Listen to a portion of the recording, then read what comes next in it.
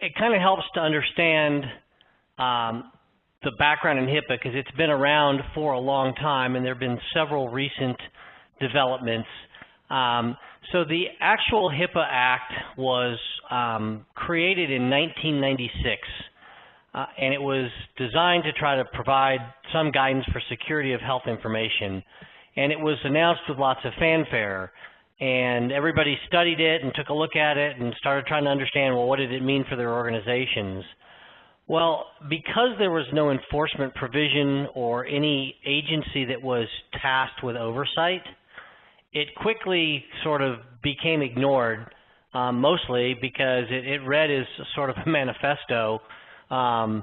It was long, it was wordy, there were lots of things in there, most of which were around privacy and how you had to get consent from patients to collect and use and share their data. And there was not a lot of real solid guidance in terms of security controls because it was based on more of a risk management approach, which back in 1996 was not something that was very popular, at least in the United States. So things kicked along for quite some time with really not much attention being paid in the industry to it until they started, things started heating up in the mid-2000s. We started seeing more records being made electronic, more emphasis put on doctors trying to go away from the million pounds of paper records in their offices to computerized systems. And with that, we started seeing an increase in the number of medical records that were being breached and compromised, and realized that the government took a look around and said, well, gee, there's some things missing. So in 2009, the HITECH Act was appended to the Recovery and Reinvestment Act, which is when the wheels came off the economy and they put together this rescue plan. They tacked HITECH onto that, and what it did for the first time was provided agency oversight.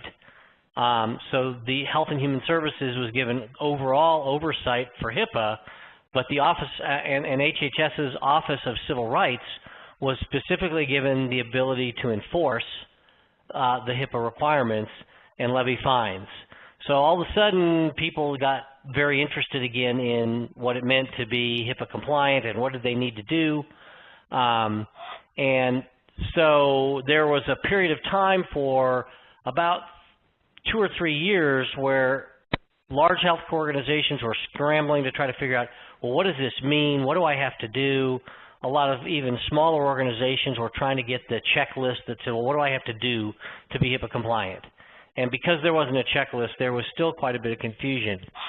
In 2012, the Office of Civil Rights commissioned a number of audits across the healthcare industry. They took one of the big 4 firms, I think it was KPMG, was given a contract to develop an audit protocol and conduct up to 150 audits that they wanted to span the range from the very largest to the very smallest healthcare organizations in the United States, and to have some geographic diversity so they could see regionally if there were differences in how HIPAA was being handled.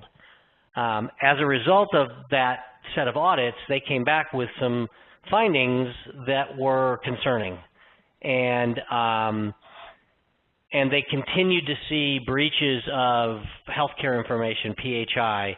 And one of the things that they found was that there were a lot of third-party firms involved in the handling, processing, just dealing with PHI, and that a lot of the breaches were coming from some of these third parties, not necessarily from the large healthcare organizations who were effectively generating the PHI, the hospitals, the large clinics, the insurance companies, and the like. So as part of the most recent thing, there was the Omnibus Final Rule was created in 2013, and it did a number of things, probably the most important of which was to expand and clarify the role of a business associate, which is these third parties. And so there's now a very well understood definition of who a business associate is. business associates are now directly accountable for compliance with HIPAA to the extent that they handle and have access to PHI.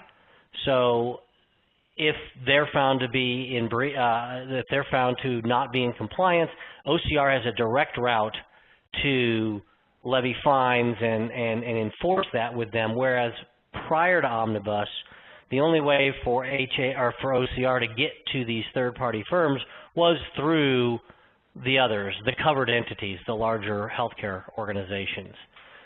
So we started back in 1996. There were some changes made in 2009, another set of changes made in 2013, and so we find ourselves now with the original rule, which still has all the language in it, and then new pieces have been added along the way with the HITECH and Omnibus rule. So in order to really understand HIPAA, you have to understand all three of these pieces of legislation.